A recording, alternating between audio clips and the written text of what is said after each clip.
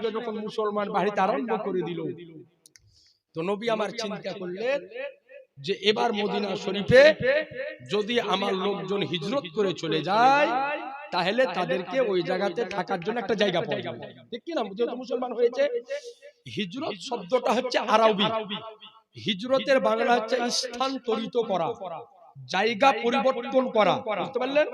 হিজরত শব্দের অর্থ হচ্ছে স্থান পরিবর্তন করা, জায়গা পরিবর্তন করা, হিজরতটা হচ্ছে আরবি ভাষা। তো ব্রাদার ইসলাম, তো এইবার মুসলমান হলেন, তো এইবার হিজরতের সিলসিলা জারি হল। নবী মুস্তাফা যতজন সাহাবী ছিলেন তার মধ্যে সর্বপ্রথম যে সাহাবী আপনার মক্কা শরীফ থেকে মদিনাতে হিজরত করেছিলেন তার নামটা বলে দিই, ভালো করে মনে রাখেন।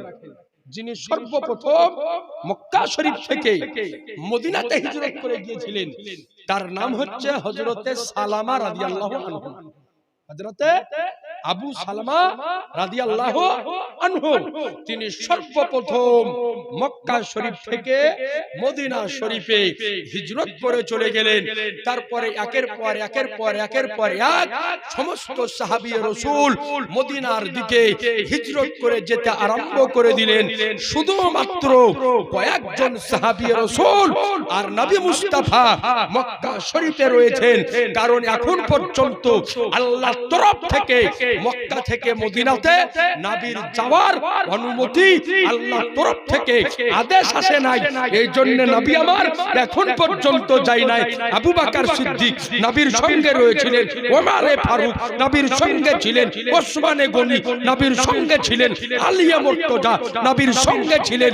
এই রকম করতে করতে একাধিক সাহাবায়ে কেরাম নবী মুস্তাফার সঙ্গে মক্কা শরীফে ছিল, তারা মক্কা শরীফে ছিল।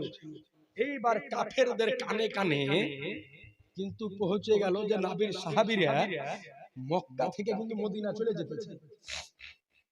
তো কাবা শরীফের পাশে একটা জায়গা, ওর নাম হচ্ছে দারুন নাদুবা, ওর নাম দারুন নাদুবা পঞ্চায়েত বলা হয় যাকে।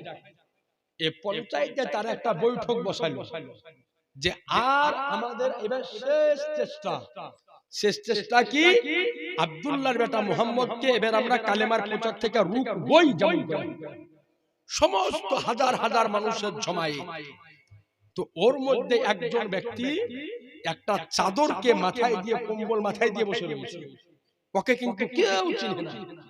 তো আবু জেহেল বলছে, হ্যাঁ গো, তোমাকে তো মক্কা শরীফে দেখিনি, তোমার বাড়ি কোথায়? তো বলছে আমার বাড়ি হচ্ছে নজদ। এখন বর্তমান সৌদির রাজধানীর নাম রিয়াদ, কিন্তু ওই সময় তো সৌদির রাজধানীর নাম ছিল নজদ, ওই সৌদির রাজধানীর নাম ছিল নজদ। তো বললেন আমার বাড়ি হচ্ছে নজদ, আমি হচ্ছে নজদের শায়েখ। কি নজদের শায়েখ? তো এই যে নজদের শায়েখ বলল, ওটা ছিল আজাজিল শয়তান। কি ছিল? আজাজিল শয়তান। তো বলল নজদ থেকে তুমি এখানে এসেছো কেন? তো বললো যে কি তোমরা যে বিচার ফাইসালা করবে, আমিও যদি কোনো রায় দিই, তো বললো না যে আমি আজাজিল, বললে তোকে কেলিয়ে হাঁটাবো ওখান থেকে।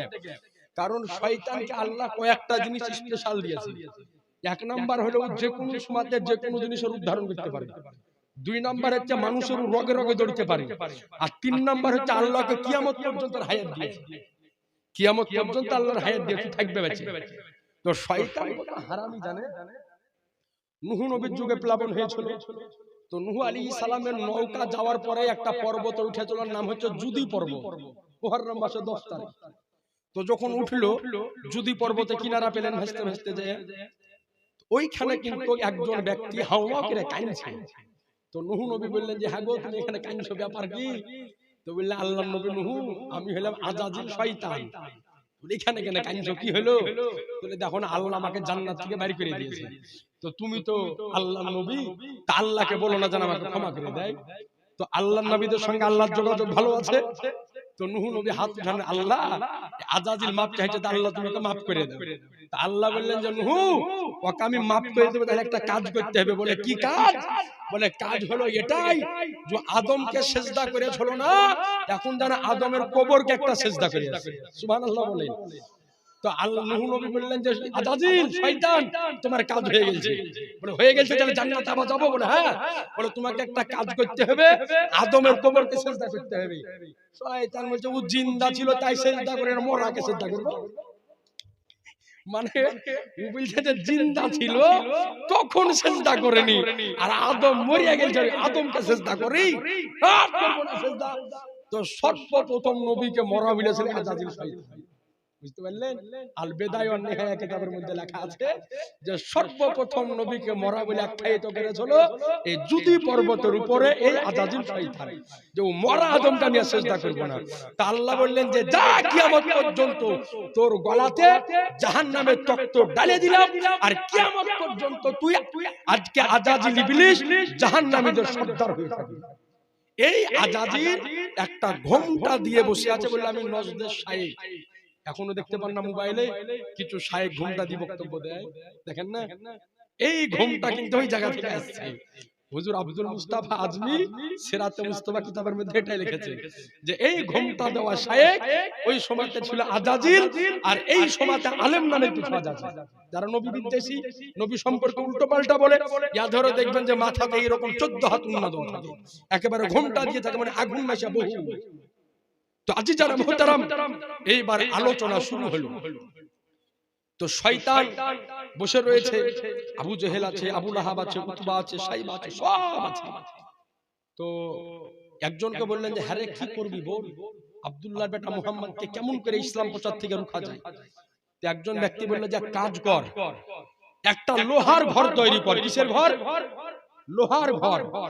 আর ওই ঘরের মধ্যে আমরা আব্দুল্লাহর বেটা মুহাম্মদকে বন্দী করে দিব, আর বন্দী করে দেওয়ার পর একটা ছোট্ট ছেদে রাখবো, ওমিন দিয়ে খানা পানি দিব, খাবে আর বেঁচে থাকবে, কিন্তু দ্বীন ইসলামের প্রচার করতে পারবে না বন্দী করে দিলে। তো শয়তান বলল কে বে তুই?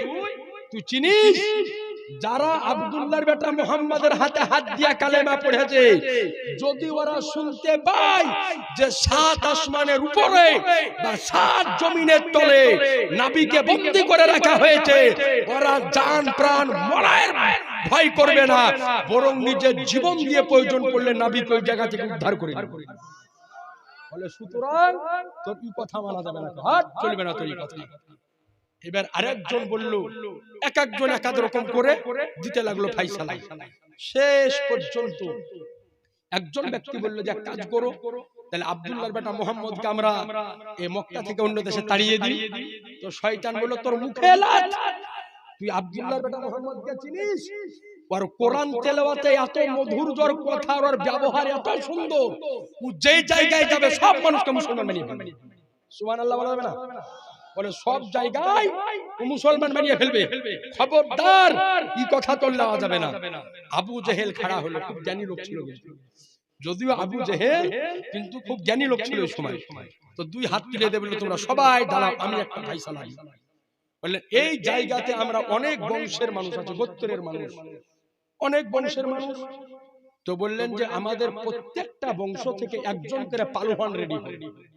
যতটা বংশ রয়েছে মক্কা শরীফে সব বংশ থেকে একজন করে পালোয়ান রেডি হও, আর তারা উলঙ্গু তলোয়ার নিয়ে আজকে নবী মুহাম্মদের ঘরকে ঘেরাও করে নবীকে রাত্রে কতল করে কমপ্লিট করে দিবে। আর প্রত্যেক বংশের লোক যদি শামিল থাকে তাহলে দোষ সব বংশের ঘরে পড়বে, আর বানি হাসিমের ক্ষমতা নাই যে এতটি বংশের সাথে তারা মোকাবিলা করতে পারবে। এটা আবু জেহেলের রায়। শয়তান আজাজিল বলল যে ঠিক আছে, মানে ভাই ভাই মিলে ফেলে বলে যে এবার তোর কথা ঠিক আছে যে নবীকে মেরে দেওয়া হবে। সঙ্গে সঙ্গে তারা ফাইসালা করে নিজ নিজ বাড়ির দিকে রওনা দিল। সঙ্গে সঙ্গে নবীর নিকটেই মুল্লেমুল মালাইকা তাইরে সিদরা হযরতে জিবরিল আমিন আলাইহিস সালাম উপস্থিত। বললেন ইয়া রাসূলুল্লাহ, আজকে রাত্রি বেলাতে বিছানাতে ঘুমাবেন না, কারণ দারুন নাদওয়াতে ফাইসালা হয়ে গিয়েছে আজকে রাত্রি বেলাতে আপনাকে তারা কতল করে দিবেন। তাই আল্লাহর তরফ থেকে হুকুম হয়ে গিয়েছে আজকে রাত্রিতেই আপনি অতি সত্বর তাড়াতাড়ি মক্কা শরীফ থেকে হিজরত করে মদিনাতে চলে যাবেন। আজকে রাত্রিতে আপনি চলে যান। এইবার নবীর নিকটে হযরতে আলী একাই রয়েছেন ঘরের মধ্যে।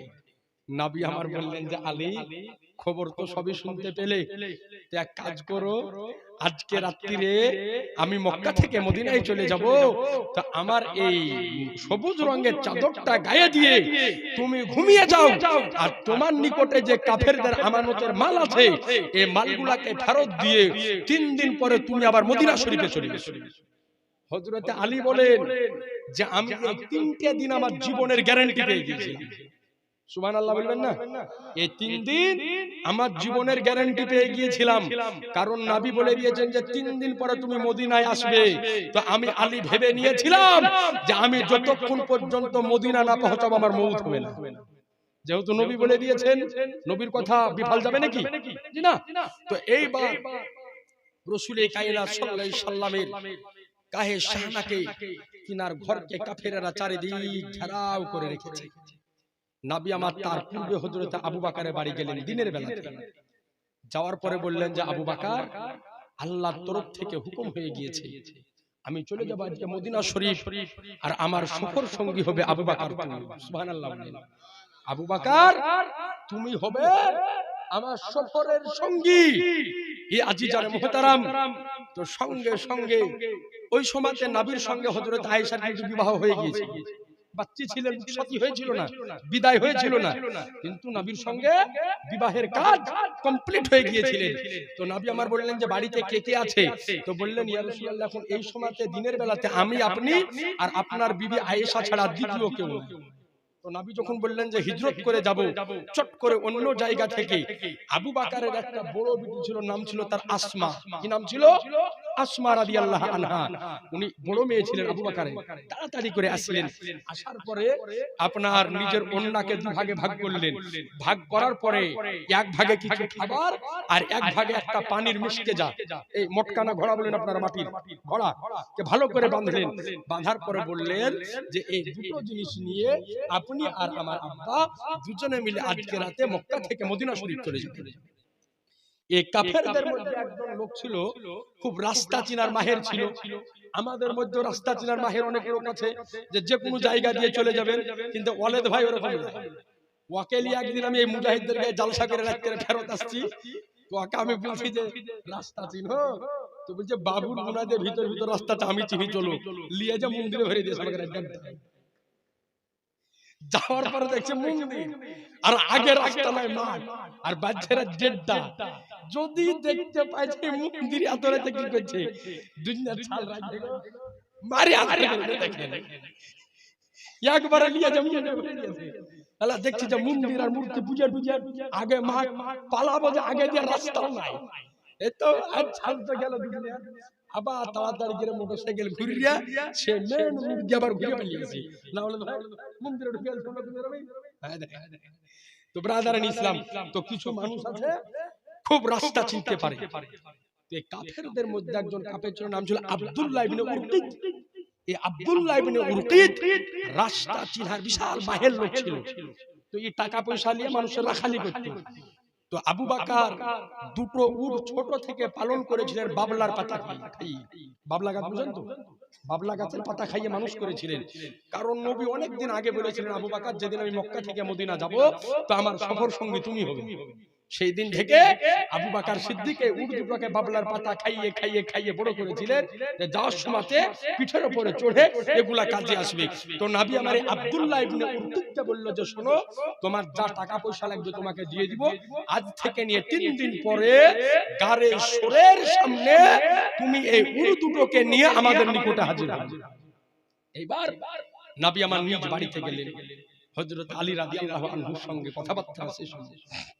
তো হযরত আলী বললেন, নবী বললেন যে আলী, তাহলে এক কাজ করো, চারিদিকে কাফেররা ঘেরাও করে আছে, আমি এই মুহূর্তে বেরিয়ে যাব, আর আমার বিছানা সবুজ চাদরটাকে পেড়ে তুমি ঘুমিয়ে থেকে যাও।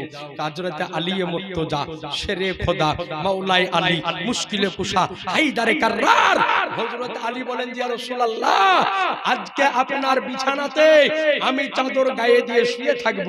কাফেররা ঘরের মধ্যে প্রবেশ করার পরে দেখবে যে আমি শুয়ে রয়েছি, আমার চাদর না হটিয়ে আমাকে জবাই যদি করে দেয়, তো এর চাইতে আলী জীবনের সৌভাগ্য আর কিছুই নাই যে আলী জীবনের বিনিময়ে রাসূলুল্লাহ পৃথিবীতে বেঁচে রয়েছে। বলে এর চাইতে আনন্দের বিষয় আছে যে আলীর জীবনের বিনিময়ে আজকে রাসূলুল্লাহ বেঁচে রয়েছেন। জিবরিল আমিন আলাইহিস সালাম হাজির, বললেন ইয়া রাসূলুল্লাহ, এই দেখেন কাফেররা ঘেরাও করে আছে। তো জিবরিল আমিন আলাইহিস সালাম কিছু মক্কা শরীফের কাঙ্কার পাথর মাটি উঠালেন, উঠানোর পরে নবীর হাতে দিলেন, বললেন ইয়া রাসূলুল্লাহ, সূরা ইয়াসিন থেকে কয়েকটা প্রথমের আয়াতগুলিকে তেলাওয়াত করে আপনি কাফেরদের দিকে চালিয়ে যান। সুবহানাল্লাহ। সূরা ইয়াসিনকে বলা হয় কোরআন শরীফের দিল। কোরআন শরীফের দিল হলো সূরা ইয়াসিন। এজন্য নবী আমার বলেন, কোন ব্যক্তি যদি সূরা ইয়াসিন সম্পূর্ণ মুখস্থ করে যদি রাখতে পারে আর মরা পর্যন্ত যদি ইয়াদ থাকে, তো নবী আমার বলেন যে মরার পরে কবর ওকে কোনো কিছুতে ছুবে না, কেউ ওকে ছুবে না। আর লাশকে যেমন রাখা হবে কবরে তেমন অবস্থায় থাকবে। সূরা ইয়াসিনে মাত্র 83টি আয়াত আছে। কটা আয়াত আছে? 83টা আয়াত আছে। মা বোনেদেরকে বলে দিই, 22 পারার শেষে শুরু আর 23 পারাতে শেষ সূরাতুল ইয়াসিন, যাকে বলা হয় কোরআনের দিল। যদি পারেন তো প্রতিদিন এক আয়াত দুই আয়াত করে আপনি মুখস্থ করবেন সূরাতুল ইয়াসিন। তো যেমনই নবী আমার এইবার সূরা ইয়াসিনকে পড়ে ফুং দিয়ে কাফেরের দিকে চালিয়ে দিয়েছে, সঙ্গে সঙ্গে প্রত্যেকটা কাফেরের চোখে জ্বালা আরম্ভ হয়ে গিয়েছে। সুবহানাল্লাহ বলেন না? কাফেরদের চোখে জ্বালা আরম্ভ হয়ে গিয়েছে। তো পরে করে আল্লাহ এই ঘটনাকে কোরআনের মধ্যে নিয়ে এসেছেন। আল্লাহ বলেন, ওমা রামাইতা ইজ রামাইতা ওয়ালাকিন্নাল্লাহ রামা। বলে হাবিব, আপনি যে হিজরতের রাত্রে কাফেরদের দিকে পাথর ধুলিকণা ছুঁড়েছিলেন, ছুঁড়াটা ছিল আপনার কাজ, আর কাফেরদের চোখে পৌঁছে দেওয়াটা ছিল আমি আল্লাহর কাজ। এ আজিজান মুহতারাম, আলী রাদিয়াল্লাহু আনহু ঘুমিয়ে গেলেন। তা আলী রাদিয়াল্লাহু আনহুকে পরে জিজ্ঞাসা করা হলো যে আলী, ওই রাত্রে কি তোমার ঘুম হয়েছিল? তা আলী বলেন যে ওই রাত্রিতে আমি যেমন ঘুমিয়েছিলাম জীবনে কোনোদিন এরকম ঘুমাইনি। ওই রাত্রে যেমন ঘুমিয়েছিলাম জীবনে কোনোদিন ঘুমাইনি। তার কারণ ওই রাত্রিতে আমি আমার জীবনের গ্যারান্টি পেয়ে গিয়েছিলাম যে এই 3টা দিন আজকে যদি যা মন চাই হোক, ইসরাইল আলাইহিস সালাম আমার নিকটে হাজির হবে। কারণ নবী বলেছেন আমি মদিনায় যাব, তার মানে হলো আমি মদিনায় না পৌঁছানো পর্যন্ত আমার মওত হবে না, মওত আমার হবে না। এইবার পাথর চালিয়ে দিয়ে নবী আমার বের হয়ে চলে গেলেন। কাফেরেরা চোখ কচলাতে থাকে। সকাল বেলাতে দরজা খোলার পরে দেখতেছে যে বিছানাতে হযরত আলী শুয়ে রয়েছেন। সুবহানাল্লাহ বলেন না? হযরত আলী ঘুমিয়ে রয়েছে। হযরত আলীর সঙ্গে একটা কথা বলল। কথা বলার পরে কাফেরেরা চারিদিকে ধুলা খোঁজা আরম্ভ করে দিল যে নবী গেল কোথায়। এইবার নবী আমার রাত্রি বেলাতে নিজ বাড়ি থেকে বের হয়ে নির্জন রাত্রি কালে হযরত আবু বকরের বাড়িতে যেমনই দরজায় খট করে আওয়াজ দিয়েছে, হযরত আবু বকর বাড়ির দরজা খুলে বেরিয়ে চলে এসেছে। নির্জন রাত্রি কাল নবী আমার বলেন যে আবু বকর ঘুমাও নাই? তো বলে ইয়া রাসূলুল্লাহ, যেই দিন আপনি বলেছিলেন আমাকে সঙ্গে করে নিয়ে হিজরত করবেন, রব্বে কাবার কসম করে বলি ওই দিন থেকে আমি দরজার পাশে দেওয়ালে পিঠ লাগিয়ে যে নবী আমার কোন সময়তে চলে আসবে আর দরজায় আওয়াজ দিবেন, যদি দেরি হয়ে যায় এই জন্য আমি দরজার পাশে দেওয়ালে হেলান লাগিয়ে রাত্রি তারাম বিছানায় কোনোদিন ঘুমাই নাই। এইবার আবু বকরকে সঙ্গে করে নিয়ে নবী আমার চলে যেতেছেন। তো রাসূল কায়নাত সাল্লাল্লাহু আলাইহি সাল্লাম, আপনারা জানেন যে মরুভূমি এলাকা, নুড়ি পাথরের এলাকা, চলতে চলতে নবী আমার ক্লান্ত হয়ে গিয়েছেন। তো হযরত আবু বকর সিদ্দিক রাদিয়াল্লাহু আনহু নবীকে আমার কাঁধের উপরে উঠিয়ে নিলেন। সুবহানাল্লাহ বলেন না? কাঁধের উপরে উঠিয়ে নিয়ে চলতেছেন। তো নবীর দুই কদম আবু বকরের দুই দিকে লটকাতেছেন। তা আবু বকর সিদ্দিক নবীর একবার এই পায়ে চুমুন দিবেন, একবার ওই পায়ে চুমুন দিবেন। তো বলেন যে আবু বকর কি করো? বলে ইয়া রাসূলুল্লাহ, একবার জান্নাতের এই দরজায় চুমা দিছি, একবার ওই দরজায় চুমা দিছি। জোরে বলেন না? তো নবী আমার বললেন যে আবু বকর, তোমাকে একটা কথা বলি, হযরত আমার আলী আল্লাহর শের হতে পারে, আসাদুল্লাহ আল গালিব হতে পারে, কিন্তু আবু বকর জেনে রাখো এই যে নবুয়তের ভার এটা আবু বকর ছাড়া দ্বিতীয় কেউ উঠাতে পারবে না। আবু বকর ছাড়া দ্বিতীয় কেউ উঠাতে পারবে না। এইবার চলতে চলতে নবী আমার পৌঁছালেন গারে সুর। কি নাম? গারে সুর, সুর গর্ততে পৌঁছালেন। পৌঁছানোর পরে আপনারা শুনেছেন যে হযরত আবু বকর আগে প্রবেশ করলেন, করার পরে সাপে কামড়ানোর ঘটনা আমি বলতেছি না, শুনেছেন। এবার প্রবেশ করার পরে নবী আমার ঢুকলেন। ঢুকার পরে গারের সুরটা হয়তো যিনারা হাজী সাহেব নাই যিনারা দেখেছেন, বেশি কিন্তু আপনার গর্ত না, মানুষ খাড়া হলেই দেখা যাবে। কিতাবে লেখা আছে যে মানুষ দাঁড়ালে দেখা যাবে যে ভিতরে কেউ না কেউ আছে। তো হযরত আবু বকর সিদ্দিক রাদিয়াল্লাহু আনহু বসে রয়েছেন। তো নবী আমার সারা রাত্রি চলেছেন পায়ে হেঁটে, আবু বকর চলেছেন, ক্লান্ত হয়ে গিয়েছেন। তা আবু বকর সিদ্দিক বলছেন যে ইয়া রাসূলুল্লাহ, সারা রাত্রি চলাচল করে ক্লান্ত হয়ে গেছে, এক গ্লাস পানি খাওয়ার দরকার ছিল। তো নবী আমার বললেন যে আবু বকর, সঙ্গে পানি নাই, পানি কোথায় পাবো? যেমনই আবু বকরের জবান থেকে কথা বের হওয়া, সঙ্গে সঙ্গে ওই জায়গাতে জিবরিল আমিন হাজির। জিবরিল আমিন হাজির। নবীকে বলেন ইয়া রাসূলুল্লাহ, আপনার সাহাবী, আপনার রফিক, আপনার শফিক, আপনার বন্ধু, আপনার সঙ্গী পানি খেতে চেয়েছে। আপনি বলেন এই গারের প্রবেশ দ্বারে প্রথম দিকে যেতে আল্লাহ পাক আবু বকরের জন্য পানির ব্যবস্থা করে দিয়েছে। এইবার নবী আমার বলেন আবু বকর, গারে প্রবেশ করেছে যে রাস্তায় তার প্রথমে যাও। আবু বকর সিদ্দিক আসার পরে দেখতেছেন একটা ছোট্ট চৌবাচ্চা, তাতে পানি লোড করা রয়েছে। আবু বকর বলেন যে আমি যখন প্রবেশ করলাম কোনো চৌবাচ্চা ছিল না, কোনো পানি ছিল না, কিন্তু আসার পরে দেখছি পানি। আবু বকর সিদ্দিক প্রাণ ভরে পানি পান করলেন, জান ভরে পানি পান করলেন। পানি পান করার পরে নবীর নিকটে গেলেন। নবী বললেন যে আবু বকর পানি পান করলে, বলে ইয়া রাসূলুল্লাহ, জান ভরে, প্রাণ ভরে, মন ভরে পানি পান করেছে। বলে স্বাদ কেমন? বলে ইয়া রাসূলুল্লাহ, জীবনে অনেক পানি পান করেছি, কিন্তু এর চাইতে সুস্বাদু আর মিষ্টি পানি জীবনে পান করিনি। হযরতে জিবরিল সঙ্গে সঙ্গে হাজির। বলে ইয়া রাসূলুল্লাহ, যখন আপনার বন্ধু পানি খেতে চেয়েছিল, আল্লাহ আবু বকরকে এত ভালোবাসে যে জান্নাত থেকে একটা পাইপ দিয়ে জায়গায় পানির ব্যবস্থা করে দিয়েছে। জোরে বলেন না গো, আরেকটু আওয়াজ দিয়ে। হে আজিজান মুহতারাম, এইবার নবী আমার গাড়ি শুয়ে রয়েছেন। সকাল বেলায় কাফেররা খুঁজতে খুঁজতে গাড়ির সামনে চলে এসেছে, গাড়ির সামনে চলে এসেছে। আবু বকর সিদ্দিক একটু ভয় পেয়ে গেলেন যে মনে হয় এবার ধরা পড়ে যাবে। নবীকে আমার ডাকছেন, ইয়া রাসূলুল্লাহ, আর মনে হয় আমাদের রক্ষা নাই, এই কাফেররা হাজির হয়ে গিয়েছেন, কিন্তু হেফাজতকারী কে? আল্লাহ। আচ্ছা বলেন, আল্লাহ যার হেফাজত করবে তার ক্ষতি করতে কেউ পারে? কেউ পারে না। এইবার নবী আমার যখন প্রবেশ করেছে, তো দুজনকে হেফাজতের দায়িত্ব আল্লাহ নিয়ে নিয়েছেন। আল্লাহ মাকড়সাকে হুকুম দিয়ে দিয়েছেন জ্বালা পুড়িয়ে দাও, কবিতরকে হুকুম দিয়ে দিয়েছেন ডিম পেড়ে দাও। কাফেরেরা যখন গারের মুখে আসার পরে দেখতেছে মাকড়সাতে জাল বিছিয়ে দিয়েছে আর কবুতরে ডিম পেড়ে দিয়েছে, তো কাফেরেরা বলতে লাগলো, দেখ, যেই গারের মধ্যে যদি মানুষ থাকতো তাহলে এখানে মাকড়সার জালও থাকতো না আর কবুতরের ডিমও থাকতো না। সঙ্গে সঙ্গে তারা সেখান থেকে ফেরত চলে গেলেন। এইবার নবী আমার গারে শুয়েছিলেন 3 দিন 3 রাত। কতদিন? 3 দিন 3 রাত। তো আবু বকর সিদ্দিক এই যে 3 রাত 3 দিন ছিলেন গারে, তো খাবার দাবার তো লাগতো, তো খাবার কেমন করে আসতো এটা আপনাকে বলে দিই। আবু বকর সিদ্দিকের একটা বেটা ছিল, নাম ছিল তার আব্দুল্লাহ। এই আব্দুল্লাহ রাদিয়াল্লাহু আনহুর কাজ ছিল প্রতিদিন রাত্রি বেলাতে নিজেদের বাড়ি থেকে একটা ছাগল নিয়ে আসতেন। দাড়ি ছাগল না, হালিয়ান বলেন, দুধ দেয় এরকম ছাগল নিয়ে আসতেন আর গারের মুখে রাখতেন, আর দুধ দহন করে পেট পরিপূর্ণ করে আমার নবী আর আবু বকর পান করতেন। আর ছাগলের দুধ যারা খেয়েছেন জানেন, ছাগলের দুধ এমন একটা টেস্টি জিনিস, খেয়ে নিলে ক্ষুধাও মরে যায়, পিপাসাও মরে যায়। ঠিক কি না?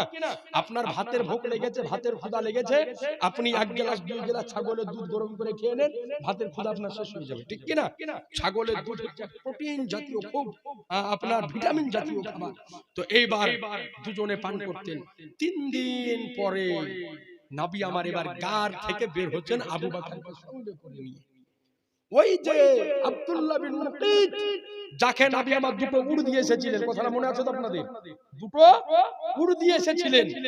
এই দুটো উটকে নিয়ে আব্দুল্লাহ বিন মুকিত 3 দিন পরে গারের সামনে নবীর সম্মুখে হাজির। এই দিকে মক্কার কাফেরেরা চারিদিকে এলান করে দিল যে আব্দুল্লাহর বেটা মুহাম্মদকে যে ধরে দিতে পারবে তাকে 100টা উট পুরস্কার দেওয়া হবে। কটা? 100 উট। মানুষের লোভ হবে না? হবে না? বিশাল।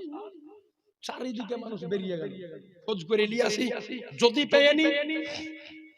এর মধ্যে একটা লোকের নাম ছিল সুরাকা ইবনে মালিক। এই সুরাকা ইবনে মালিক একটা ঘোড়ার উপরে সওয়ার হয়ে নবী মুস্তাফার খোঁজে বের হয়ে গিয়েছে যে নবীকে খুঁজে বের করব। এইবার খুঁজে বের করতে করতে করতে করতে সামনে পড়ে গিয়েছেন নবী মুস্তাফা। তো নবীকে যখন দেখতে পেয়ে গিয়েছে তো খুশি হবে না? হবে না? সুরাকা ধরে নিয়ে যেতে পারলি 100 উট প্রাইজ পাবো। তো এইবার নবীকে ধরার জন্য সুরাকা ইবনে মালিক যেমনই ঘোড়ার লাগাম টেনেছে আগে বাড়ার জন্য, সঙ্গে সঙ্গে আমার শাহানশাহে জিবাকার, মদিনাকে তাজদার, আহমদে মুখতার, নবীকে সত্তার, দোনো জাহানের মালিক ও মুখতার আমার রাসূলুল্লাহ জমিনকে হুকুম দিল আর সুরাকা ইবনে মালিকের ঘোড়ার পাকে জমিনে জাপটে ধরে নিল।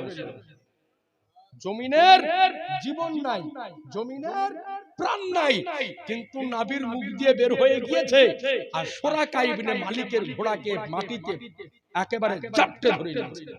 যখন মাটিতে চেপে ধরে এবার আগে বাড়াতে পারবে? আগে বাড়ানো সম্ভব হলো না। তখন সুরাকা ইবনে মালিক বলছে, ইয়া রাসূলুল্লাহ আমার ভুল হয়েছে, আমাকে ক্ষমা করে দিন। তো নবী আমার আবার হুকুম দিল মাটিকে, ও জমিন ছেড়ে দাও সুরাকা ইবনে মালিকের ঘোড়ার পাকে। যেমনই নবী আমার হুকুম দেওয়া সঙ্গে সঙ্গে জমিন সুরাকা ইবনে মালিকের ঘোড়ার পাকে ছেড়ে দিল। সুবহানাল্লাহ, ছেড়ে দিলেন। কিন্তু টাকা পয়সার লোভ তো মানুষের কম নয়। চিন্তা করলে একবার ধরেছে আবার ধরবে নাকি? আবার যখন দ্বিতীয়বার লাভ দিয়ে ধরতে যাবে, আবার নবী হুকুম দিয়েছেন, আবার জমিন সুরাকা ইবনে মালিকের ঘোড়ার পাকে ধরে নিয়েছে। এবার সুরাকা ইবনে মালিক বললেন যে না, আর সম্ভব হলো না, এখন আমার বাঁচার আর রাস্তা নাই, এখন আমাকে একটাই কাজ করতে হবে, নবীর নিকটে ক্ষমা চাইতে হবে। তো বললেন, ইয়া রাসূলুল্লাহ ভুল হয়ে গেছে দ্বিতীয়বার, এবারের মতো আপনি ক্ষমা করে দেন, আর এই কাজ আমি ভুল করে করব না। নবী আমার বললেন যে সুরাকা ইবনে মালিক শোনো, তোমার জন্য আমি ভবিষ্যৎবাণী করে যেতেছি, তুমি ইসলাম কবুল করবে, আমার দ্বিতীয় খলিফা ওমরে ফারুক ফরাসির বাদশা কিসরাকে পরাজয় করবে, তাকে পরাজয় করার পরে তার হাতের কঙ্গনকে খুলে নিয়েছে তোমার হাতে পরিধান করা। নবী ভবিষ্যৎবাণী করলেন। সুরাকা ইবনে মালিককে বললেন যে সুরাকা শোনো, তুমি ইসলাম কবুল করবে পরে, তারপরে ওমর ফরাসের বাদশা যে কিসরা বলে এই কিসরাকে ওমরে ফারুক হারিয়ে দিবে, পরাজিত করবে, আর পরাজিত করার পরে কিসরার যে দুই হাতে সোনার কঙ্গন, এই কঙ্গনকে খুলে নিয়ে আসার পরে তোমার দুই হাতে আমার সাহাবী ওমরে ফারুক পরিধান করিয়ে দিবে। জোরে বলেন না, পরিয়ে দিবে। তো সুরাকা ইবনে মালিক এই কথা শোনার পরে তার কাছে যা মালপত্র ছিল এগুলা নবীকে দিয়ে সে ওইখান থেকে ফেরত মক্কা শরীফ চলে আসলো। তো এই সুরাকা ইবনে মালিক যখন নবী আমার মক্কা বিজয় করেছিলেন, কাল ইনশাআল্লাহ মক্কা বিজয়ের কথা আপনাদেরকে শোনাবো। মক্কা বিজয় যখন নবী আমার করেছিলেন, এই মক্কা বিজয়ের পরে এই সুরাকা ইবনে মালিক ইসলাম কবুল করেছিলেন। আর ওমরে ফারুক রাদিয়াল্লাহু আনহু যখন খলিফা হলেন তো উনি পারস্য জয় করেছিলেন, কিসরা, কাসরা, রোম, ইয়ামান সব জয় করেছিলেন। ওমরে ফারুক এই কিসরার বাদশাকে জবাই করে তার দুই হাত থেকে সোনার কঙ্গনকে খুলে নিয়েছে এই সুরাকা ইবনে মালিকের দুই হাতে পরিয়ে দেওয়া হয়েছিল, আর আমার নবী মুস্তাফার ভবিষ্যৎবাণী সত্য প্রকাশ হয়েছিল। নবী ভবিষ্যৎবাণী করে দিয়েছিলেন। তো এইবার সুরাকা ইবনে মালিক চলে গেল। এর মধ্যে এই কাফেরদের মধ্যে নবী আমার চলতেছে, হঠাৎ একজন ব্যক্তির নাম ছিল বুরিদা আসলামী। 70 জন ব্যক্তিকে সঙ্গে করে নিয়ে নবীর সামনে ওই 100টা উটের লোক ধরবে নবীকে, তো 70 জন কাফের ওর সঙ্গে নবীর সামনে।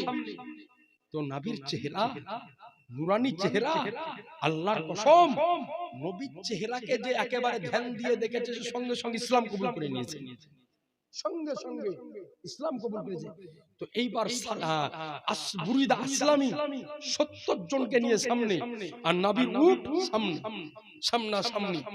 তো এইবার বুরিদা আসলামী নবীর চেহারাকে দর্শন করতেছে, দর্শন করার পরে জানো তার দিলের দুনিয়া একেবারে বদল হয়ে গিয়েছে। সঙ্গে সঙ্গে বুরিদা আসলামী তার ঘোড়ার উপর থেকে নেমে গিয়ে নবী মুস্তাফার কদমকে ধরে কালেমা পড়ে মুসলমান হয়ে গেলেন। কিতাবে এটাই লেখা আছে মুসলমান হয়ে গেলেন। তো বুরিদা আসলামী বললেন, ইয়া রাসূলুল্লাহ, আমি তো মুসলমান হলাম, আপনি তো মদিনা শরীফ যাবেন, তবে আমার একটা মনের চাহিদা কি? বলে, ইয়া রাসূলুল্লাহ, আপনাকে খালি হাতে যেতে দেব না, বরং আপনি ঝান্ডা পতাকা হাতে করে যাবেন। এই জন্য বুরিদা আসলামী নিজের পাগড়িকে খুলে ওই জায়গাতে পাগড়ি দ্বারা খেতে পতাকা বানিয়ে নবী মুস্তাফার হাতে দিয়েছেন। বুঝতে পারলেন? এইবার নবী আমার ওই জায়গা থেকে চলতে আরম্ভ করলেন। একবার দরুদ পড়ুন, আল্লাহুম্মা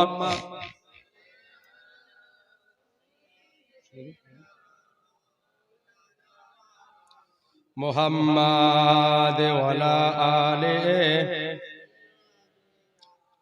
মাওলানা মুহাম্মাদ। আল্লাহ सैयदना मौलाना मुहम्मद वाला आले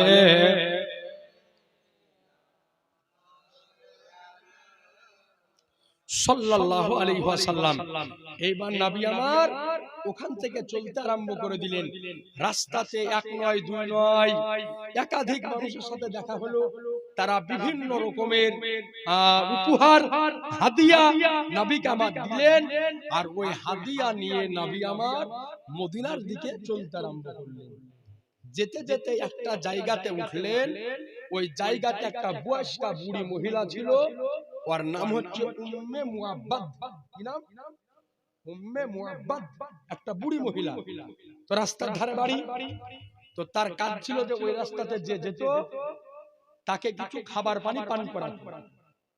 তো বয়স্কা মহিলা বাড়ির সামনে বসে আছে, আবু বকর আর নবী মুস্তাফা ওই জায়গাতে যখন পৌঁছেছেন, উম্মে মুআব্বাদ তাড়াতাড়ি করে পানি নিয়ে নবীর নিকটে হাজির, পানি খাওয়ালেন। তো নবী তাকিয়ে দেখলেন যে উম্মে মুআব্বাদের কয়েকটা ছাগল সামনে বাঁধা। তো নবী বললেন যে উম্মে মুআব্বাদ, তোমার এতগুলা ছাগলের মধ্যে একটা ছাগলের দুধ দিয়ে নেব আমি? তো বললেন যে ইয়া রাসূলুল্লাহ, যতগুলা ছাগল একটারও দুধ হয় না, সব বাচ্চা বাচ্চা। তো নবী আমার বললেন যে সামনে একটা ছাগল ওকে দুহাবো। তো বললেন ইয়া রাসূলুল্লাহ, এটা মাত্র 6 মাসের বাচ্চা, এর দুধ হবে না। তো নবী বললেন যে তুমি যদি অনুমতি দাও তো আমি দুহিব। তো দিবে না নবী যখন বলবেন। তো বললেন যে ইয়া রাসূলুল্লাহ, আপনি দুহেন। তো নবী তো রহমতের, নবী তো দয়ার, 6 মাসের ছাগলের বাচ্চা নবীর সামনে নিয়ে আসা হলো। নবী মুস্তাফা বিসমিল্লাহ বলে বাটে হাত দিয়ে দুধ দুহিতে আরম্ভ করলেন, আর দুধ হতে আরম্ভ করলেন। এই জোরে বলেন না, দুধ দুহা আরম্ভ করলেন, আর দুধ হতে আরম্ভ হয়ে গেল। নবী মুস্তাফা আর আবু বকর দুজনে জান ভরে প্রাণ ভরে দুধকে পান করলেন। পান করার পরে ওই জায়গাতে আছেন ইহীন অবস্থায়। কিতাব বলে যে ওই ছাগলটা এক নয় দুই নয় দীর্ঘদিন যাবত দুধ দিয়েছিলেন। ওমরে ফারুক রাদিয়াল্লাহু আনহুর খেলাফতের সময়তে যখন কাহাসালি পড়ে সমস্ত জানোয়ারের ধান শুকিয়ে গিয়েছিল, দুধ হতো না, কিন্তু ওই মুহূর্তে এই ছাগলটার দুধ হতো। কারণ নবীর হাত পড়ে গিয়েছে, তাতে রহমত বরকত কম হবে না বেশি হবে? নবীর একজন সাহাবী ছিলেন, নবীর একজন সাহাবী আনাস ইবনে মালিক আর হযরত আব্দুল্লাহ ইবনে আব্দুস সামাদ, দুইজন সাহাবী। তে আব্দুল্লাহ ইবনে আব্দুস সামাদ রাদিয়াল্লাহু তাআলা আনহু একদিন আনাস ইবনে মালিকের বাড়ি বেড়াতে গিয়েছেন। সাহাবী সম্পর্ক আছে, মহব্বতে। হঠাৎ ঘুরতে যাওয়ার পরে আনাস বিন মালিক নবীর সাহাবীকে দেখা করে বিশাল খুশি, আনন্দিত। আহা, নবীর সাহাবী আমার বাড়িতে বেড়াইতে এসেছে, কত আনন্দ। তাড়াতাড়ি করে নিজের বান্দীকে বলছেন যে খাবার নিয়ে এসো, অমুক নিয়ে এসো, তমুক নিয়ে এসো। তো সঙ্গে সঙ্গে বান্দী খাবার দেওয়ার পূর্বে দস্তরখান সামনে দিয়েছেন, তো দস্তরখানটা নোংরা হয়ে আছে। তো সঙ্গে সঙ্গে আনাস ইবনে মালিক দস্তরখানটাকে এইভাবে গুটিয়ে সামনে তানভীরে আগুন জ্বলতেছিল, ওই আগুনের মধ্যে নিক্ষেপ করে দিলেন। সাহাবী বলে যে কি ব্যাপার, এটা সামনে নিক্ষেপ করলে আগুনের মধ্যে পুড়ে তো ছাই হয়ে যাবে, কিছুক্ষণ পরে ওটাকে যখন বের করতেছে তো কসম খোদার ওটা পুড়ে ছাই হয়নি, পরিষ্কার হয়ে ঝকঝকে হয়ে গেল। সাহাবী জিজ্ঞাসা করলেন, আনাস আশ্চর্য ব্যাপার, আগুনের মধ্যে ফেলে দিলেন, পুড়লো না? তো বললেন, আব্দুল্লাহ বিন আব্দুস সামাদ, জেনে রাখো এই দস্তরখানে একদিন আমার নবী মুস্তাফা নিজের ঘাম মুছেছিলেন। জোরে বলেন না, নবী ঘাম মুছেছিলেন। আর যে জিনিসের সঙ্গে নবীর সম্পর্ক হয়ে যাবে, কসম খোদার দুনিয়ার আগুন তো দূরের কথা থেকে জাহান্নামের আগুন পর্যন্ত জ্বালাতে পারবে না। এই আজিজানে মুহতারাম, তো এবার এই উম্মে মুআব্বাদের বাড়িতে নবী আমার দীর্ঘদিন ওখান থেকে বিদায় নিয়ে নবী আমার এইবার মদিনা শরীফের দিকে অগ্রসর হতেছে। তো মদিনার মানুষ আগে থেকে জানতেন যে নবী আমার মদিনা আসতেছে।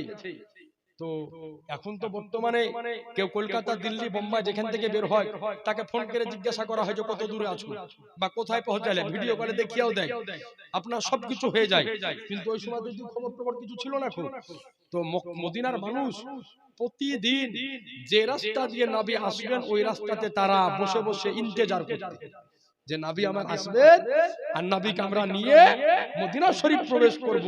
তারা সকাল বেলাতে আসতো আর সন্ধ্যা বেলাতে নিজ নিজ বাড়িতে বিদায় নিয়ে চলে যেত। এইভাবে করতে করতে হঠাৎ একদিন দেখতেছেন আমার শাহনশাহে জিবাকার, মদিনাকে তাজদার, আমার রহমাতুল লিল আলামিন পয়গম্বর আর হযরত আবু বকর দুইজনের ঘোড়াকে মদিনাবাসীরা দেখতে পেয়ে গিয়েছিলেন। আনন্দ, নারার উপরে নারা, নারার উপরে নারা চলতেছে। নবী আমার আবু বকর সিদ্দিক মদিনা শরীফে প্রবেশ করতেছেন, দুইজন মিলে প্রবেশ করলেন। প্রবেশ করার পরে ইয়ে রাসূলে কায়নাত সাল্লাল্লাহু আলাইহি ওয়াসাল্লাম কুলসুম বিন হিদাম নামে একজন মহিলার বাড়িতে দীর্ঘদিন রহিলেন। রহার পরে ওই জায়গাতে নবী মুস্তাফা চিন্তা করলেন যে এখন যেহেতু নামাজ আমাদের পড়তে হবে, তো এই জায়গাতে একটা মসজিদ আমাদেরকে বানাতে হবে। কি বানাতে হবে? মসজিদ। তো এইবার মদিনা শরীফে প্রবেশ করে নবী আমার সর্বপ্রথম যে মসজিদ বানিয়েছিলেন ওই মসজিদের নাম জানেন? জানা আছে? হ্যাঁ, জানা নাই? নবী আমার সর্বপ্রথম মদিনাতে প্রবেশ করে যে মসজিদ বানিয়েছিলেন তার নাম মসজিদে কুবা। কি নাম? মসজিদে কুবা। মনে থাকবে তো? তো ওই কুলসুম বিন হিদামের একটা জায়গা ছিল যে জায়গাতে আপনার এই খেজুরের খেজুর শুকানো হতো, খেজুরকে শুকানো হতো। তো নবী আমার ওই জায়গাটা পছন্দ করলেন যে এই জায়গাটাতে একটা মসজিদ বানাবো। তো সর্বপ্রথম আমার নবী মুস্তাফা নিজ হাতে মদিনার বুকে মসজিদে কুবা নবী আমার তৈরি করলেন। এরপরে ওখান থেকে এবার মদিনার ভিতরে যখন প্রবেশ করতেছেন, দ্বিতীয় যে মসজিদ বানিয়েছিলেন তার নাম ছিল মসজিদে জুমা। কি নাম? মসজিদে জুমা। আর ৩ নম্বরে যে মসজিদ বানিয়েছিলেন তার নাম ছিল মসজিদে নববী। বুঝতে পারলেন? প্রথম মসজিদ মসজিদে কুবা, দ্বিতীয় জুমা, তৃতীয় মসজিদে নববী। এই ৩টা মসজিদ নবী আমার মদিনা শরীফে প্রবেশ করে আপনার তামির করলেন। তো এইবার যখন প্রবেশ করছেন তো মদিনার মানুষ কম আনন্দিত, চারিদিকে মানুষ একেবারে ঝান্ডা উঠিয়ে উঠিয়ে নবীর আমদের আনন্দ প্রকাশ করতেছে, নারা দিতেছে। তারা প্রত্যেকটা গলি গলিতে ছোট ছোট বাচ্চা বাচ্চিরা নিজ নিজ ছাদের উপরে উঠে নারায়ে তাকবীরের ধ্বনি দিতেছে। কেউ বলতেছে নবী এসেছেন, কেউ বলতেছে রাসূল এসেছেন। তো তাদের ভাষা ছিল কি? আরবি। এই জন্য তারা আরবি ভাষাতে নবী সম্পর্কে নাচতে তেলাওয়াত করেছিলেন তারা প্রত্যেকে পড়েছিল তলা আল বদরু আলাইনা মিন সানিয়াতিল বিদাই ওয়াজাবা শুকরু আলাইনা মাদাওয়ালিল্লাহ হিদাই। এইভাবে নাত শরীফ পড়ে পড়ে তারা নবী মুস্তাফাকে মদিনা শরীফে সুস্বাগতম জানালেন। এই জন্য বলা হয় ঈদে মিলাদুন নবীতে নবী মুস্তাফা শানে নাত পড়ে কালাম পড়ে শান গেয়ে মিলাদ পড়ে আনন্দ করা, এটা অন্য যাই হোক না কেন এটা হচ্ছে স্বয়ং মদিনাবাসীদের সুন্নাত। এটা মদিনাবাসীদের সুন্নাত। তারা আনন্দিত হয়ে গিয়ে নবী মুস্তাফাকে সুস্বাগতম জানালেন। এইবার নবী যখন মদিনাতে প্রবেশ করলেন তো সব সাহাবী নবীকে নিয়ে টানাটানি, ইয়া রাসূলুল্লাহ আপনি আমার বাড়িতে আছেন, ও বলেন যে আমার বাড়িতে আছেন, ও বলেন যে আমার বাড়িতে আছেন। তো নবী বললেন যে আমি যদি একজনের বাড়ি যাই তার একজনের ব্যথা পাবে, আর একজনের বাড়ি যাই তার একজনের ব্যথা পাবে। এইবার নবী আমার বললেন যে তোমরা কোনো কথা বলিও না, তোমরা দাঁড়াও, আমার উটের লাগামকে ছেড়ে দিচ্ছি, আমার উট যার বাড়িতে গিয়ে বসে থাকবে আমি তার বাড়িতে কিয়াম করব। সুবহানাল্লাহ, তার বাড়িতে আমি কিয়াম করব। এইবার নবী আমার আপনার উটের লাগামকে ছেড়ে দিলেন, আর নবী মুস্তাফা যেমনই লাগামকে ছেড়ে দিয়েছেন সঙ্গে সঙ্গে ওই উট চলতে চলতে নবীর বিখ্যাত সাহাবী হযরতে আবু আইয়ুব আনসারীর বাড়িতে গিয়ে বসে গিয়েছেন। সুবহানাল্লাহ, একবার দরুদ পড়ুন আল্লাহুম্মা। গাড়িটাকে রাস্তা দিয়ে দেন, রাস্তা দিয়ে দেন।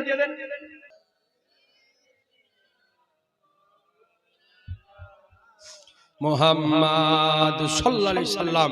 তো হযরতে আবু আইয়ুব আনসারী রাদিয়াল্লাহু আনহুর বাড়িতে আপনার উট গিয়ে বসে গেল, আর নবী আমার ওই বাড়িতে প্রবেশ করলেন। তো আবু আইয়ুব আনসারীর বাড়ি ছিল 2 তলা, নিচতলা উপরতলা, পাথরের গাথা, তৎকালীন যুগে খেজুরের পাতার ছাদ এইরকম আপনার ছিল। তো ওনারা চিন্তা করলেন যে নবীকে যদি উপরে থাকতে দেওয়া হয় তো সাহাবী রাসূলগণ আপনার আসবে দেখা করতে, তাদের উপরে বারবার উঠাউঠি করতে কষ্ট হবে। এই জন্য নবী আমার নিচতলাকে পছন্দ করলেন, আর নবী আমার নিচতলাতে থাকতে আরম্ভ করলেন। এবার আপনার নবীকে খাবার খেতে দেওয়া হয়, নবী আমার ওই খাবার থেকে একটু খেয়ে নেয়, আর আবু আইয়ুব আনসারী এবং তিনার বিবি দুজনে মিলে ওই খাবারকে তাবাররুক মনে করে খায়। আমাদের বাড়ি তো আল্লাহর ওলিগণ পীর সাহেবগণ যখন আসে তো ওই খাবার থেকে একটু খাবার যদি খেয়ে নেয় তো ওই খাবারটাতে আল্লাহ পাক রহমত বরকত দান করে দেয়। এটা আমার নবী মুস্তাফার যুগ থেকে চলে আসতেছে যে নবী আমার ওই খাবার থেকে একটু খেয়ে নিতেন, আর আবু আইয়ুব আনসারী আর তিনার বিবি ওই খাবারকে শিরনির মতো করে খেতেন।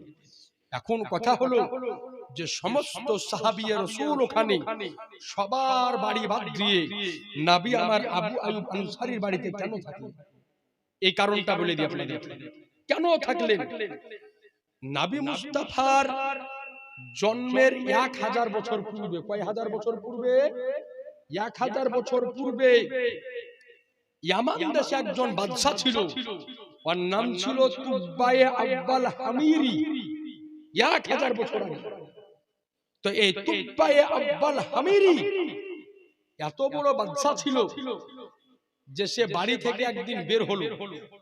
যখন বের হলো তো তার সঙ্গে ছিল 12,000 আলেম। কত হাজার? 12,000 আলেম, আর 1,32,000 ছিল সৈন্যবাহিনী। সুবহানাল্লাহ বলেন, 1,32,000 সিপাহী। এইবার বলেন এইরকম কোন ব্যক্তি যদি আগে আগে চলে আর তার পিছনে যদি 12,000 আলেম আর 1,32,000 সিপাহী যদি থাকে তো মানুষ ইজ্জত করবে না? করবে না? যেই গ্রাম দিয়ে যায় মানুষ একেবারে আনন্দে খাড়া হয়ে যায়, আনন্দে খাড়া হয়ে যায়, ইজ্জত করে সম্মান করে। কিন্তু এই তুব্বায়ে হামিরি যখন পৌঁছালো মক্কা শরীফ, ইয়ার সাথে কিন্তু কেউ দেখা করতে আসলো না। ইয়ার কিন্তু মাথা গরম, আমি যেই গা দিয়ে আনু সেই গায়ের লোক আমাকে ইজ্জত করলো এত, আর ইয়ারা আমার সাথে দেখা করতে এলো না, ব্যাপারটা কি? এর গায়ে আগুন লেগে গেল। তো মানুষকে জিজ্ঞাসা করলে কি ব্যাপার গো? আমি এত বড় তুব্বাই আব্বাল হামিরি আমার দেশের বাদশাহ 1,32,000 বাহিনী নিয়ে মক্কা শরীফে এসেছি, সবাই আমাকে এত ইজ্জত করলো, কিন্তু মক্কার মানুষ কেন আমার সাথে কেউ দেখা করতে এলো না, ব্যাপারটা কি? একজন বলল যে শোনো, এই মক্কা শরীফে একটা ঘর আছে নাম কাবা শরীফ, মানুষ ওটের ইজ্জত করে, আর ওই কাবা শরীফের যে মুতাল্লি দেখভাল করে তার ইজ্জত করে, তোমার ইজ্জত করবে না। যেমন এই কথা শোনা আর গায়ে কিন্তু আরো আগুন দাও দাও করে জ্বলে উঠল। এত বড় সাহস যে কাবা শরীফের লেগে মানুষ আমার ইজ্জত করবে না, তো মনে মনে একটা খারাপ নিয়ত করে ফেললো যে আমি এই কাবা শরীফকে আজকে এখানে ধ্বংস করব। নাউজুবিল্লাহ বলেন, কাবা শরীফকে আজকে ধ্বংস করব। যেমনই এই খারাপ নিয়ত করা, সঙ্গে সঙ্গে নাক আর মুখ দিয়ে রক্ত চুইতে আরম্ভ করে দিল। আল্লাহ বালা দিয়ে কিতাবের মধ্যে লেখা আছে যে এমন ভাবে রক্ত ঝরতে আরম্ভ করলো, আর রক্তের এতটা দুর্গন্ধ যে মানুষ তার সামনে আর থাকতে পারে না, পাঁজরে বসতে পারে না। এত বড় বাদশা, তৎকালীন যুগে এরকম এমবিবিএস ডাক্তার ছিল না, তৎকালীন যুগে চিকিৎসা হতো হাকিম আর কবিরাজ দিয়ে। যত দেশি বিদেশি বড় বড় হাকিম কবিরাজ ছিল সব হাজির করা হলো, কেউ রোগী ধরতে পারে না, তো ওষুধ দিবে কি? অনেক দিন পর একজন বিরাট বড়, সব চাইতে যে বড় হাকিম, তাকে হাজির করা হলো। বাদশার কি অসুখ আছে তাড়াতাড়ি বলো, ওষুধ দাও তুমি ভালো করে বাদশাকে। তো হাকিম বলল যে বিষয়টা হলো যে অসুখ হয়েছে আসমানি আর চিকিৎসা হচ্ছে জমিনি, এর জন্য ভালো হচ্ছে না। বাদশাকে বলল যে বাদশা, আপনার মনের মধ্যে কোনো খারাপ নিয়ত আছে, এই নিয়তটাকে আপনি পরিবর্তন করুন, দেখবেন আল্লাহ আপনার অসুখকে ভালো করে দিবেন। সঙ্গে সঙ্গে বাদশা যে মনে মনে নিয়ত করেছিল কাবাকে ধ্বংস করব, যেমনই নিয়ত থেকে তওবা করে নিল, সঙ্গে সঙ্গে আল্লাহ তার অসুখকে ভালো করে দিলেন। এবার ভালো করে দেওয়ার পরে এই তুব্বাইল হামিরি যখন মক্কা থেকে এবার মদিনার রাস্তা দিয়ে যেতেছে, তখন কিন্তু মদিনার চিহ্ন মাত্র কিছু ছিল না, কিন্তু আল্লাহ তো আগে থেকে ঠিক করে রেখেছেন যে আমার নবী শেষ 10 বছর এখানে এসে কাটাবেন। ঠিক করে রেখেছেন কি রাখেননি? আগে থেকে রেখেছেন। এইবার তুব্বাই আব্বাল হামিরি যে ছিল, ওর সাথে বড় বড় আলেমে রব্বানি তারা ছিল। তো তারা যখন মদিনার জমিনে পৌঁছালো, তো তারা বলে যে মদিনার জমিনে পৌঁছানোর পরে পরে মদিনার মাটি থেকে আমার রাসূলুল্লাহর খুশবু পেতে আরম্ভ করলো। বলে ওই খুশবু পাওয়ার পরে তুব্বাই আব্বাল হামিরিকে আমরা খুশখবরি দিলাম যে নবী মুস্তাফা আখেরি জামানার পয়গম্বর জীবনের শেষ 10 বছর এই জায়গাতে মদিনা শরীফ, এই জায়গার নাম হবে মদিনা, আর এই জায়গাতে কাটাবে। একজন যে বড় আলেমে রব্বানি ছিল, সে বলল যে শোনো বাদশাহ, তুমি যদি এখান থেকে চলেও যাও যাও, কিন্তু আমি এই মদিনা শরীফ থেকে আর কোথাও যাব না। বড় বাদশা ছিল, এই আলেমদেরকে থাকার জন্য, রাখার জন্য এই বাদশা 400 খান ঘর বানিয়েছিলেন। কখান? জোরে বলেন। 400 খান ঘর তৈরি করে দিলেন।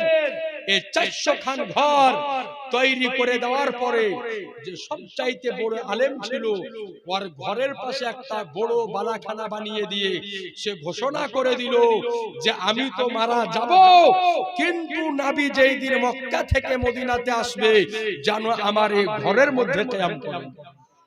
আর একটা চিঠি লিখল। চিঠিতে কি লিখেছিল? লিখেছিল ইয়া রাসূলুল্লাহ, আপনি মদিনাতে আসবেন, আমি আল্লাহর উপরে ঈমান আনলাম, আর আপনার উপরে ঈমান আনলাম, আপনার যে উপরে কিতাব নাজিল হবে তার উপরে ঈমান আনলাম।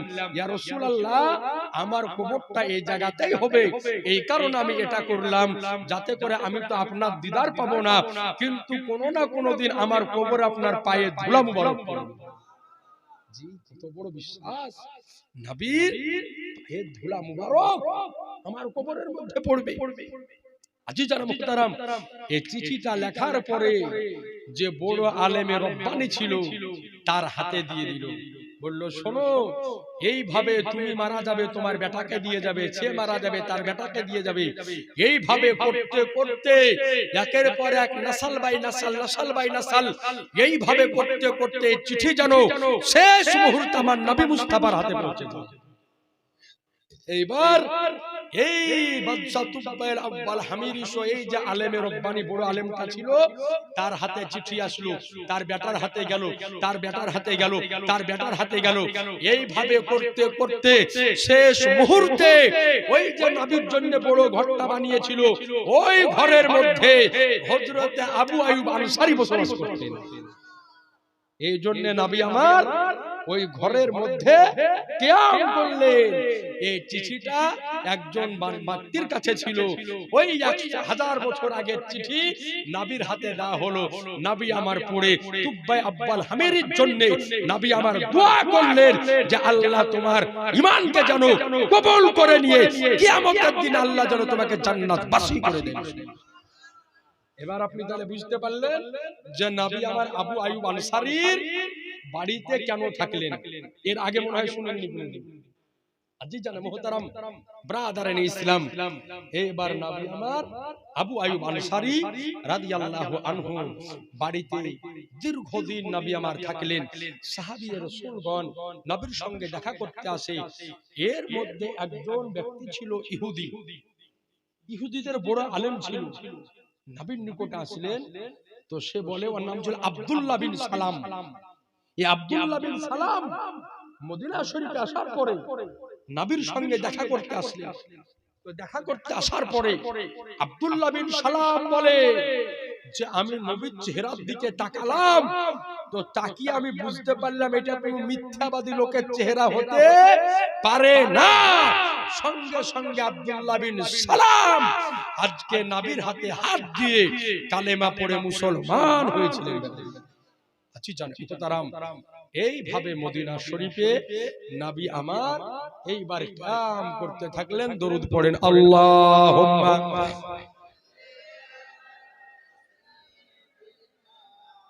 মাওলানা মুহাম্মাদ ওয়ালা আলে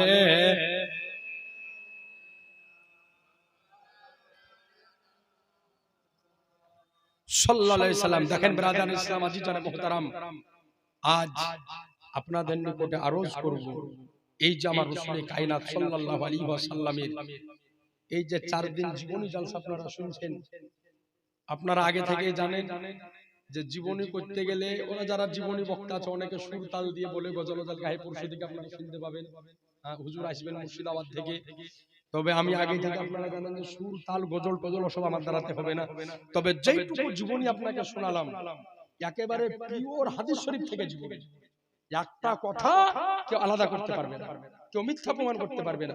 কারণ আপনাদেরকে জীবনী শোনানোর জন্য যে আমি খাটনি খাটেছি রেকর্ড, যে যাতে করে কিছু নিত্য নতুন কথা আপনাদেরকে শোনাতে পারি। কারণ যারা জীবনী বক্তা একই জীবনী প্রতি বছর আমি দেখছি যে আপনাদেরকে শোনাতে চলে যাচ্ছে, আর আপনারাও শুনছেন। আমি চিন্তা করলাম যে এবার কিছু নতুন নতুন কথা আপনাদেরকে শুনিয়ে দিই, যে জীবনে কোনোদিন শুনেননি। আশা করি যে যেগুলো আমি শোনানো অনেক কথা ছিল আপনারা শুনেননি কোনোদিন। তো যাই হোক ব্রাদার ইসলাম আজি জানা মুহতারাম, এইবার নবী আমার মক্কা শরীফে মদিনা শরীফে নবী আমার থাকতে লাগলেন। তো যেই সমস্ত সাহাবী মক্কা থেকে মদিনাতে হিজরত করে এসেছিলেন তাদেরকে বলা হয় মুহাজির। কি বলা হয়? মুহাজির। আর যারা সাহাবী রাসূলদেরকে জায়গা দিয়েছিলেন তাদেরকে বলা হয় আনসার। তাদেরকে বলা হয় আনসার। তো দুই প্রকারের সাহাবী মদিনা শরীফে হলো। তো এবার নবী আমার দেখলেন যে এইদিকে 3 দিন কমপ্লিট হয়ে গিয়েছিল, হযরত আলী মদিনা শরীফ চলে এসেছে। ওই কথাটা ওখানে থেকে গেল, চলে এসেছেন আলী, আপনারা আগেও শুনেছেন। হযরত আলী 3 দিন পরে মদিনা শরীফ চলে এসেছিলেন। তো এখানে একটা কথা আপনাকে বলে দিই, যতজন সাহাবী মক্কা থেকে মদিনাতে এসেছিলেন প্রায় সাহাবী কিন্তু লুকিয়ে ছুপিয়ে এসেছিলেন। শুধুমাত্র ওমর ফারুক যেই দিন মক্কা থেকে মদিনাতে আসেন কাবার পাশে এলান করে এসেছিলেন। সুবহানাল্লাহ বলবেন না? বলেছিলেন যে আমি আজ মক্কা থেকে মদিনাতে হিজরত করে যাচ্ছি, কারো বাপের দম থাকলে আমি ওমর কাটকে লেখা। তো ওতরি কাফেরদের মধ্যে কারো ক্ষমতা ছিল না যে হযরত ওমর ফারুককে ওই জায়গাতে আটকে নেয়। শুধু একমাত্র ওমর ফারুক একেবারে প্রকাশ্যভাবে এলান করে মক্কা থেকে মদিনাতে তিনি হিজরত করেছিলেন। তাছাড়া সবাই প্রায় লুকিয়ে ছুপিয়ে এসেছিলেন, তিনি প্রকাশ্যে এলান করে মক্কা থেকে মদিনাতে এসেছিলেন। এবার নবী আমার দেখলেন যে দুই দল সাহাবী হলো মুহাজির আর আনসার।